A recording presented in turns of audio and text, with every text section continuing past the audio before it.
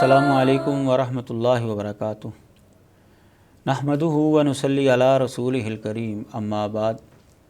औज़ु बिल्लाहि समील अलीम मिनश शैतानिर रजीम मिन हमज़िही व नफ़्ख़िही व नफ़्सिही। बिस्मिल्लाहिर रहमानिर रहीम। मुनकरीन हदीस की तरफ से जो शुबहात पेश किए जाते हैं उनके ऊपर हम गुफ्तगू कर रहे थे।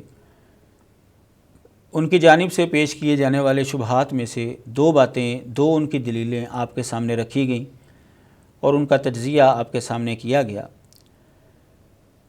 बेशुमार दलाइल ऐसे हैं जिनसे ये साबित होता है कि हदीस मुबारका भी वही इलाही है, और जिस तरह कुरान मजीद के ऊपर ईमान लाना ज़रूरी है, उसको मानना ज़रूरी है, इसी तरह हदीस मुबारका के ऊपर ईमान लाना और उसको मानना भी ज़रूरी है। वो दलाइल आपने पिछले प्रोग्रामों के अंदर तफसील के साथ समाअत फरमा लिए। लिहाजा मुनकरीन हदीस की तरफ से जो भी दलील पेश होगी ला महला उसकी दो सूरतें होंगी। या तो वो दलील दुरुस्त नहीं होगी, या फिर अगर वो दलील दुरुस्त है तो उससे जो इस्तदलाल कर रहे हैं वो इस्तदलाल दुरुस्त नहीं होगा। अगर उस इस्तदलाल को दुरुस्त मान लिया जाए तो फिर तो कुरान मजीद के अंदर तज़ाद लाज़म आएगा, जैसा कि दलाइल आपके सामने आ चुके हैं। बहरहाल उन्होंने जो दलीलें दी हैं उनको आगे बढ़ाते हैं। तीसरी दलील जो उनकी जानिब से पेश की जाती है, कुरान मजीद के अंदर अल्लाह ताला ने फरमाया है वला रत्बिन वला याबिसिन इल्ला फ़ी किताबिन मुबीन। उनका इस्तदलाल ये है कि जी खुशक चीज़ हो या तर चीज़ हो, अल्लाह ताला ने किताब मुबीन के अंदर जो है वो लिख दी है, वो मौजूद है। तो जब हर चीज़ कुरान मजीद के अंदर मौजूद है, अल्लाह ताला फरमा रहे हैं, तो हदीस की हमें ज़रूरत ही नहीं है। तो जब हम इस आयत को पूरा पढ़ते हैं तो हमें पता चलता है कि ये गलत बयानी से काम लिया जा रहा है। यहाँ पर किताब मुबीन से मुराद कुरान मजीद नहीं बल्कि लोहे महफूज है। इस आयत को पूरा पढ़ें, व इंदहु मफातिहुल गैब ला यअलमुहा इल्ला हु व यअलमु मा फिल बर्रि वल बहर व मा तस्कुतु मिन वरक़तिन इल्ला यअलमुहा वला हब्बतुन फ़ी ज़ुलुमातिल अर्ज़ि वला रत्बिन वला याबिसिन इल्ला फ़ी किताबिन मुबीन। व इंदहु मफातिहुल गैब ला यअलमुहा इल्ला हु व यअलमु मा फिल बर्रि वल बहर व मा तस्कुतु मिन वरक़तिन इल्ला यअलमुहा वला हब्बतिन फ़ी ज़ुलुमातिल अर्ज़ि वला रत्बिन वला याबिसिन इल्ला फ़ी किताबिन मुबीन। इस आयत को जब आप पढ़ते हैं तो हमें पता चलता है कि यहाँ पर किताब मुबीन से मुराद लोहे महफूज है, कि अल्लाह ताला फरमा रहे हैं कि जो भी खुश्की तरी के अंदर वर्का को गिरता है, कोई पत्ता गिरता है, अल्लाह ताला उसको जानता है, और जो भी दाना ज़मीन के अंधेरों के अंदर जाता है, खुशक और तर, हर चीज़ किताब मुबीन के अंदर मौजूद है। तो इससे पता चलता है कि ये लोहे महफूज की बात है, ये कुरान मजीद की बात नहीं हो रही। और अगर हमने इसको कुरान मजीद के हवाले से मानना है, जैसा कि मुनकरीन हदीस बावर करवा रहे हैं, तो फिर कुरान मजीद के अंदर नमाज की तफसीली मसाइल क्यों नहीं हैं, ज़कात के तफसीली मसाइल क्यों नहीं हैं, रोज़े के तफसीली मसाइल क्यों नहीं हैं, हज के तफसीली मसाइल क्यों नहीं हैं, और कई मसाइल आपको मिलेंगे जो कुरान मजीद के अंदर तफसील के साथ मौजूद नहीं हैं। मालूम हुआ कि यहाँ पर कुरान मजीद हरगिज़ मुराद नहीं है। सूरह हूद के अंदर हमें ये बात मालूम होती है कि वहाँ पर किताब मुबीन का लफ्ज़ आया है और मुराद लोहे महफूज है। वमा मिन दाब्बतिन फिल अर्ज़ि इल्ला अल्लाहि रिज़्क़ुहा व यअलमु मुस्तक़र्रहा व मुस्तौदअहा कुल्लुन फ़ी किताबिन मुबीन। अल्लाह तबारक व तआला हर चीज़ को जानता है। जो भी ज़मीन के अंदर कोई चौपाया रेंगता है, अल्लाह के ज़िम्मे ही उसका रिज़्क़ है, और अल्लाह ताला उसके ठहरने की जगह भी और उसके सुपुर्द किए जाने की जगह भी जानता है। हर चीज़ किताब मुबीन के अंदर है। तो किताब मुबीन कुरान मजीद के अंदर ही लोहे महफूज को कहा गया है। एक और जगह पर अल्लाह ताला फरमाते हैं वमा यअज़ुबु अन रब्बिका मिन मिस्क़ालि ज़र्रा फ़िल अर्ज़ वला फ़िस समा। तेरे रब से ज़मीन के अंदर और आसमान के अंदर एक ज़र्रा भी जो है ना वो भी छुपा हुआ नहीं है, और ना ही इससे कोई छोटी बात और ना इससे कोई बड़ी बात, इल्ला फ़ी किताब मुबीन, मगर वो किताब मुबीन के अंदर है।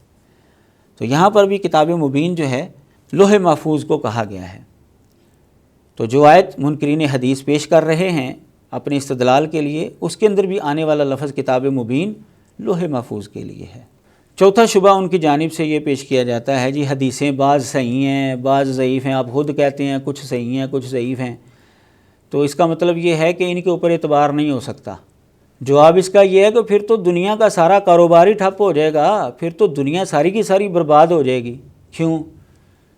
اس لیے کہ جو آپ کسی کو خبر دیتے ہیں دنیا کے اندر، وہ سچی بھی ہوتی ہیں جھوٹی بھی ہوتی ہیں۔ گواہی جو دی جاتی ہے وہ سچی بھی ہوتی ہے، وہ جھوٹی بھی ہوتی ہے۔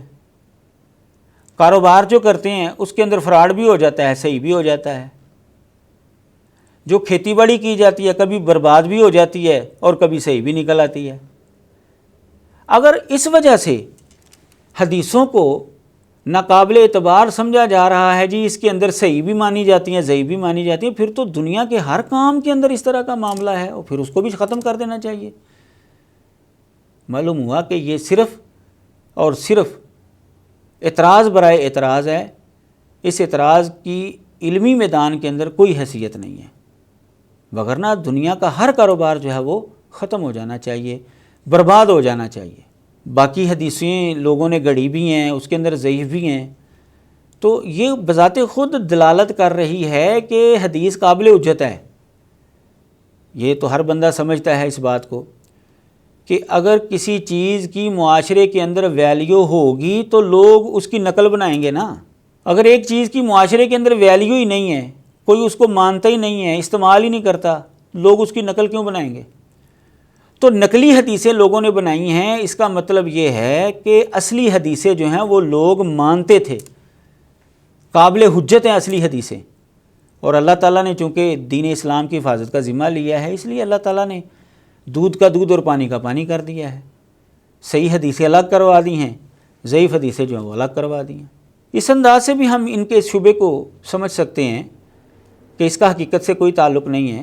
بعض لوگ قرآن مجید کے حوالے سے بھی تو کہتے ہیں جی اس کے اندر تحریف ہو چکی ہے، کئی لوگوں نے کتابوں کے اندر یہ بات لکھی ہے، اور اپنے آپ کو وہ مسلمان بھی کہتے ہیں، بلکہ مسلمان کیا، جو مسلمانوں کا اگلا درجہ ہے حضرات مومنین کا، وہ اپنے آپ کو کہتے ہیں۔ تو کیا اس کا مطلب یہ ہے کہ اب قرآن مجید بھی حجت نہیں رہا ہے؟ جی بعض لوگ اس کو جو ہے وہ تحریف شدہ مانتے ہیں۔ اگر بعض حدیثیں ضعیف ہیں اور بعض صحیح ہیں، یہ نتیجہ اس سے نکلتا ہے کہ حدیثیں حجت نہیں ہیں، تو پھر قرآن مجید کے بارے میں آپ کیا فیصلہ کریں گے؟ اس کا مطلب یہ ہے کہ اس شبے کا حقیقت کے ساتھ کوئی تعلق نہیں ہے۔ پانچواں شبہ ان کی جانب سے یہ پیش کیا جاتا ہے، جی قرآن مجید میں اللہ تعالیٰ فرماتے ہیں وَأُوحِيَ إِلَيَّ هَٰذَا الْقُرْآنُ، کہ آپ ان کو بتا دیں کہ یہ قرآن میری طرف وحی کیا گیا ہے۔ دیکھیں جی اللہ تعالیٰ نے واضح طور پر کہا ہے قرآن وحی کیا گیا ہے، تو کسی جگہ پر یہ نہیں کہا گیا کہ حدیث بھی وحی کی گئی ہے۔ تو آپ اس الفاظ کے اوپر غور کریں، اللہ تعالیٰ نے یہ فرمایا ہے کہ آپ کہہ دیں کہ یہ قرآن میری طرف وحی کیا گیا، اس کا یہ معنی کہاں سے نکلا کہ حدیث وحی نہیں کی گئی؟ ہاں اگر یہ جملہ ہوتا نا کہ آپ کے اوپر صرف قرآن ہی وحی کیا گیا ہے، پھر منکرین حدیث کا استدلال بالکل درست تھا، لیکن یہاں پر جو عربی الفاظ استعمال ہوئے ہیں ان کے اندر حصر ہرگز نہیں ہے، بلکہ یہ فرمایا گیا ہے کہ میری طرف یہ قرآن وحی کیا گیا ہے۔ اب اس کو آپ مثال سے ایسے سمجھیں کہ ہم کہتے ہیں کہ زید انسان ہے، تو کیا اس کا یہ مطلب ہے کہ اور کوئی انسان ہے ہی نہیں؟ ہاں اگر یہ جملہ ہوتا نا کہ زید ہی انسان ہے، پھر اس جملے کا یہ مطلب نکلتا تھا کہ زید کے علاوہ اور کوئی انسان نہیں ہے، لیکن قرآن کے اندر ایسا جملہ نہیں استعمال ہوا۔ یہاں پر ہے کہ یہ قرآن میری طرف وحی کیا گیا ہے، اس کا یہ مطلب نہیں ہے کہ قرآن کے علاوہ اور کوئی چیز وحی ہوئی نہیں ہے، جیسا کہ مثال آپ کے ذہن میں آ گئی، اور بھی کئی مثالیں اس طرح کی آپ لے سکتے ہیں۔ چھٹا شبہ ان کی جانب سے یہ پیش کیا جاتا ہے، جی حدیث حجت نہیں ہے، قرآن مجید سے پتہ چلتا ہے نبی علیہ الصلوۃ والسلام نے اپنے منہ بولے بیٹے حضرت زید کو کہا تھا کہ اپنی بیوی کو طلاق نہ دینا۔ قرآن کے اندر ہے امسک علیک زوجک، کہ نبی علیہ السلام نے فرمایا تھا کہ تو اپنی بیوی کو اپنے پاس ہی رکھ، طلاق نہ دے، لیکن اس کے باوجود انہوں نے طلاق دے دی۔ تو اگر نبی کی بات حجت ہوتی تو حضرت زید نبی علیہ السلام کی بات کو مانتے، نہ کہ ان کا رد کر کے اس کا انکار کر کے اپنی بیوی کو طلاق دے دیتے۔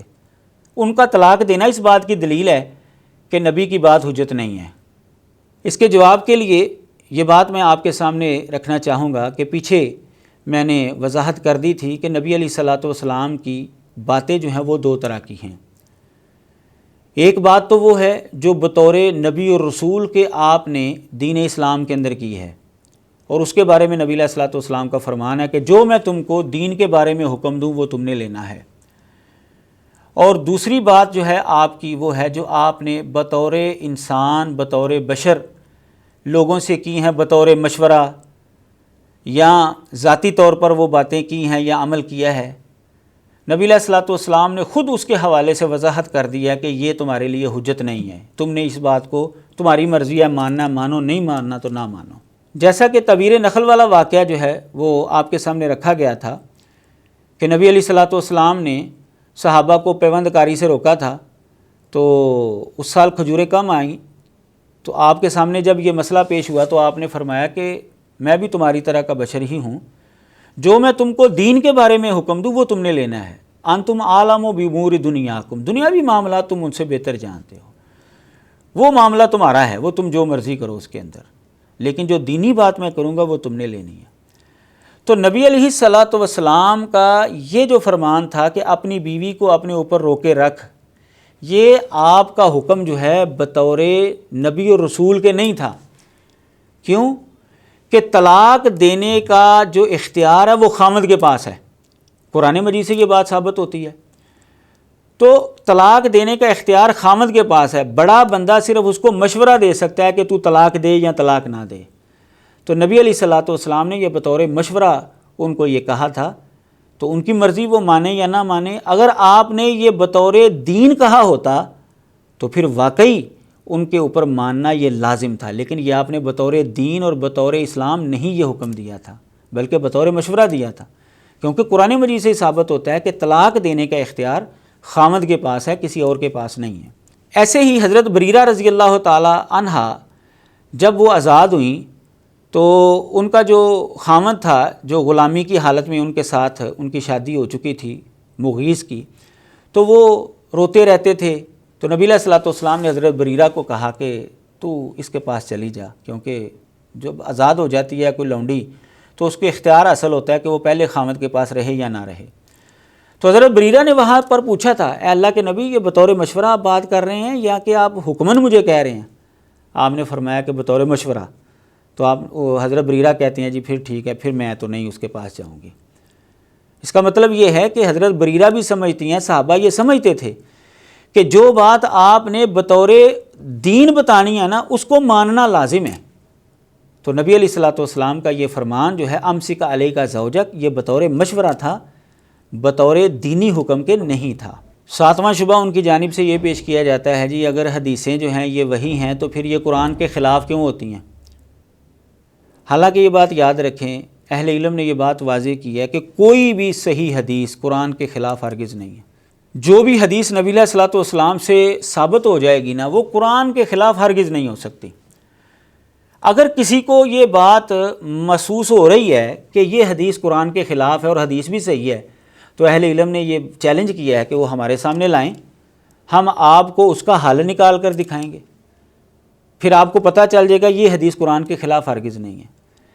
یہ اسی طرح کی بات ہے جیسے کوئی کہہ دے کہ جی قرآن بھی تو قرآن کے خلاف ہو جاتا ہے نا، تو جب وہاں پر منکرین حدیث یہ کہیں گے کہ نہیں جی نہیں، ہرگز قرآن کے خلاف نہیں ہوتا، بلکہ وہاں پر آپ کو سمجھ نہیں آ رہی ہوتی، تو ہم بھی یہاں پر یہی کہیں گے جی صحیح حدیث ہرگز قرآن کے خلاف نہیں ہوگی، صرف یہ ہے کہ آپ کو سمجھ نہیں آ رہی۔ مثال کے طور پر میں 2 آیتیں قرآن مجید کی آپ کے سامنے رکھتا ہوں جس سے آپ کو یہ سوچنے کا موقع ملے گا کہ یہ جو قرآن حدیثوں کو جو قرآن کے مخالف سمجھا جا رہا ہے نا، یہ بالکل اسی طرح کا یہ مسئلہ جس طرح کہ قرآن کو قرآن کے مخالف کوئی سمجھ لیتا ہے۔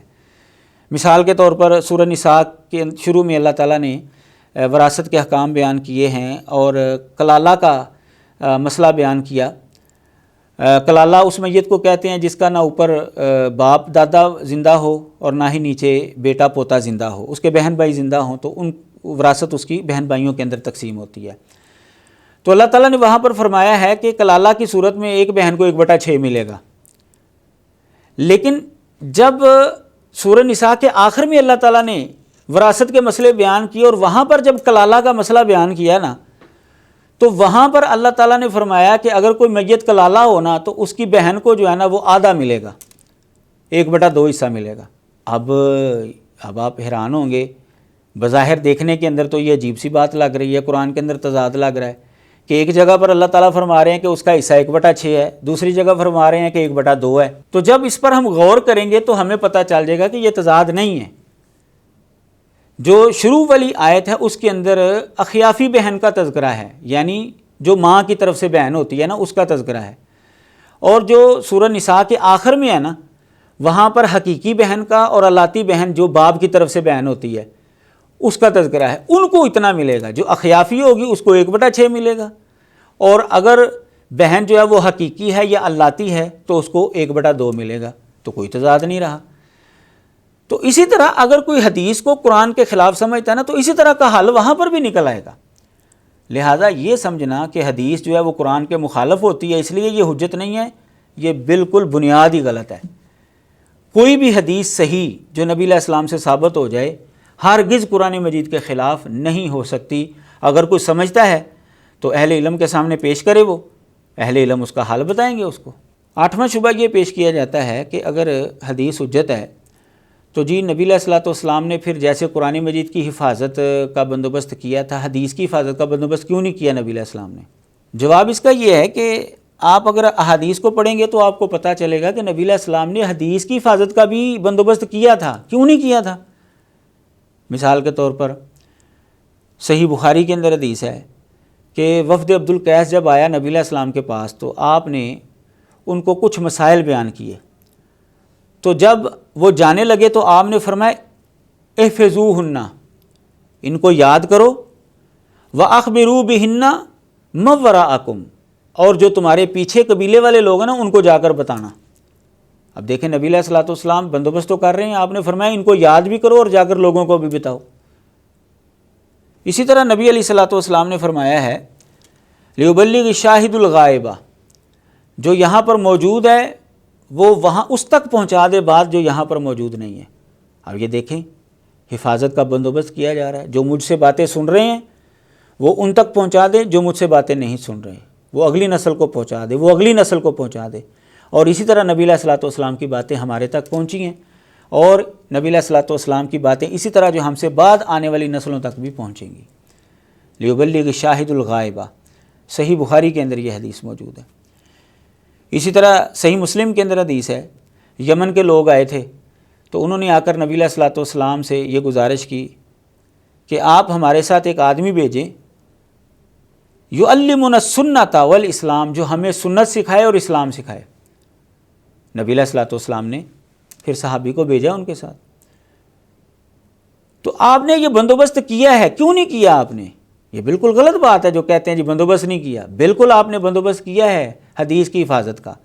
آپ نے صحابہ کو یاد کرنے کا حکم دیا ہے، آگے پہنچانے کا حکم دیا ہے، بندوں کو بھیجا ہے تبلیغ کے لیے، لوگوں کو بھیجا جو جا کر لوگوں کو اسلام اور سنت سکھائیں گے۔ بلکہ نبی علیہ الصلوۃ والسلام کی دعا ہے اس آدمی کے لیے، نظر اللہ عمران سمع منا حدیثاً، اللہ تعالیٰ اس آدمی کا چہرے کو تر و تازہ رکھے جس نے ہم سے حدیث سنی، فبلغہ کما سمعہ، جیسے اس نے سنی ویسے ہی آگے پہنچا دی، فرب مبلغ اوعی من سامع، کیونکہ جن تک حدیث پہنچتی ہے بسا اوقات وہ سننے والوں سے زیادہ یاد کرنے والے ہوتے ہیں۔ یہ حدیث صحیح ابن حبان کے اندر موجود ہے۔ اب نبی علیہ الصلوۃ والسلام کا یہ فرمان دعا ہے باقاعدہ، جو حدیثوں کو یاد کرتے ہیں اور آگے پہنچاتے ہیں۔ اسی طرح نبی علیہ الصلوۃ والسلام سے ایک خاتون نے گزارش کی کہ ساری حدیثیں آپ کی جو ہے نا وہ مرد ہی سنتے رہتے ہیں، ذہب الرجال بحدیث کا، آپ کی باتیں جو ہیں وہ مرد ہی سنتے رہتے ہیں، فجعل لنا من نفسک یوما، آپ کو ایک دن ہمارے لیے بھی مقرر کریں، نأتیک فیہ تکلمنا مما علمک اللہ، آپ ہم سے گفتگو کریں اس میں سے جو اللہ نے آپ کو سکھایا۔ تو نبی علیہ الصلوۃ والسلام نے فرمایا فلاں دن جمع ہو جانا، ٹھیک ہے ایک دن مقرر کر لو تم۔ یہ صحیح مسلم وغیرہ کے اندر حدیث موجود ہے۔ تو یہ بھی حدیث اور سنت کی حفاظت کا ایک طریقہ تھا کہ نبی علیہ الصلوۃ والسلام صحابہ کو بھی پڑھاتے تھے، اور خواتین نے بھی باقاعدہ جو ہے وہ گزارش کر کے ایک دن جو ہے وہ مقرر کروایا کہ اس دن ہم نبی علیہ الصلوۃ والسلام کی حدیثیں سنا کریں گے، آپ سے ہم پڑھا کریں گے۔ تو یہ نبی علیہ الصلوۃ والسلام نے حفاظت کی ہے، کیوں نہیں کی؟ یہ بالکل غلط بات کر رہے ہیں جی نبی علیہ الصلوۃ والسلام نے حدیثوں کی حفاظت کا جو ہے کوئی بندوبست نہیں کیا۔ وآخر دعوانا ان الحمد للہ رب العالمین۔